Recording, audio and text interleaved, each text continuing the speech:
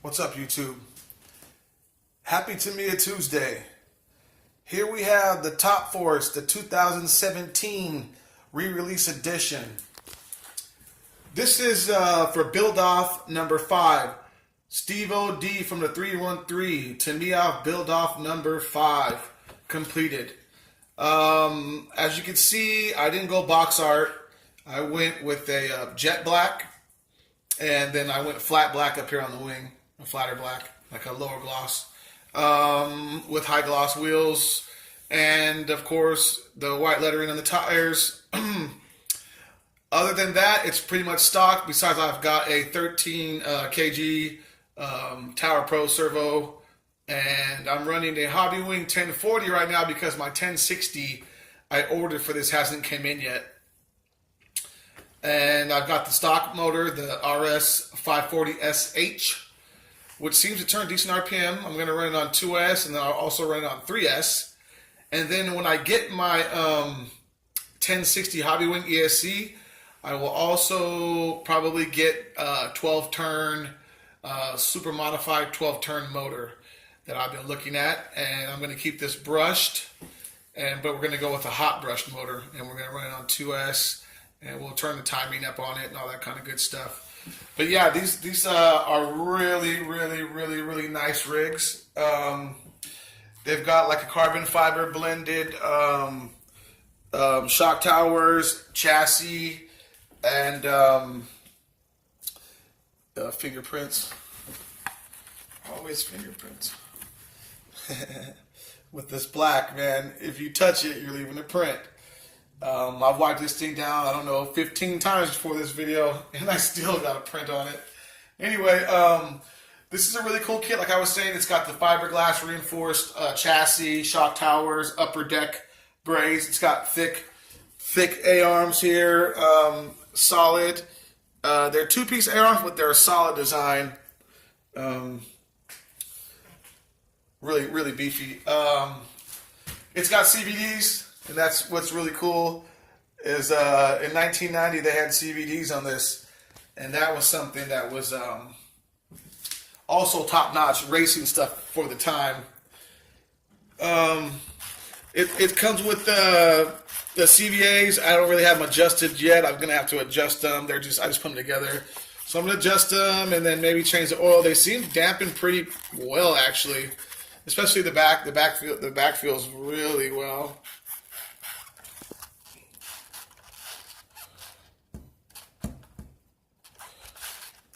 And I'm probably going to get sway bars for this when I put the hot brush motor in. But I think it looks great. I think people would never go with a dark color for this particular... Come on, focus. Come on, man. There. People wouldn't go with a dark color. They just stayed away from it because, you know, the bright graphics, the bright decals, I think scared people away from going with a darker color. But I think it looks good. I really do.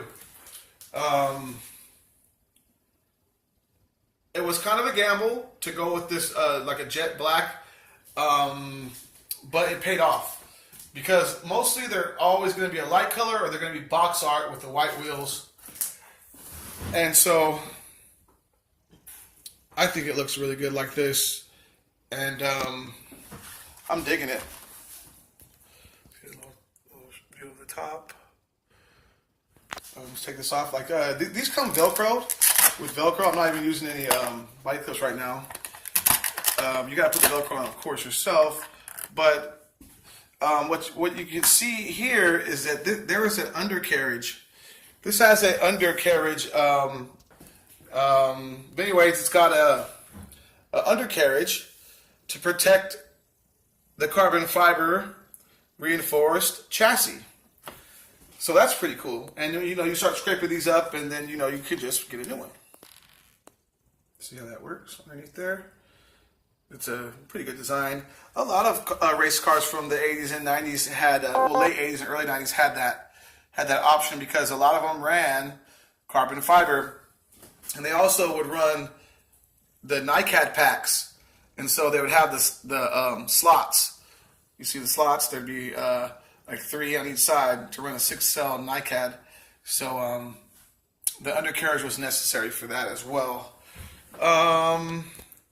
Yeah, I don't really have everything like cleaned up all the way, but it's good enough for now.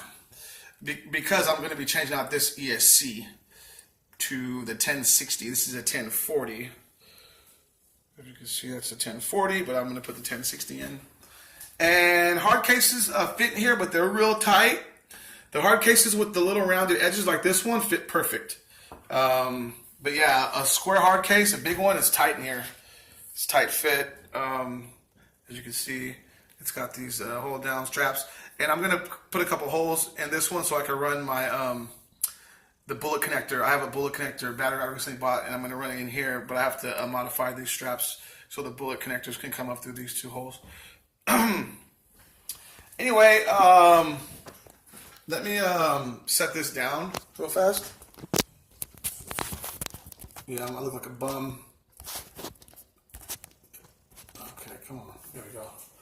And it's plugged in already. Let's give it a little...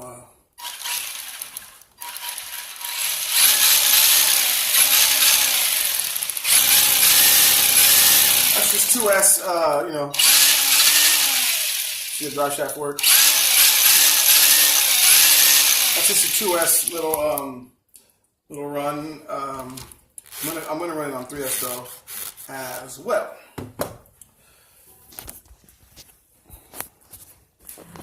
But yeah, the Top Force. This is a great rig.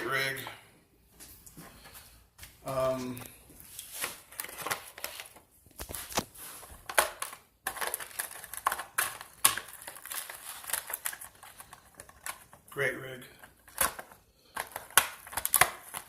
There we go. I'm happy with this. I've wanted one forever. Since I was a little kid, I wanted one of these. I never raced four-wheel drive growing up, but I watched them a lot.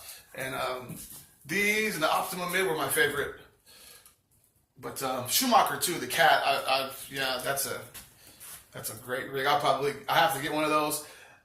3 on my list from my racing days would be the Schumacher, the Cat, Cat XLS, I believe, the chain-driven one, and then the Optima Mid, of course, Kyosho Optima Mid, and then this. So I have 2 more 4-wheel drive vintage buggies vintage racing buggies that I really want.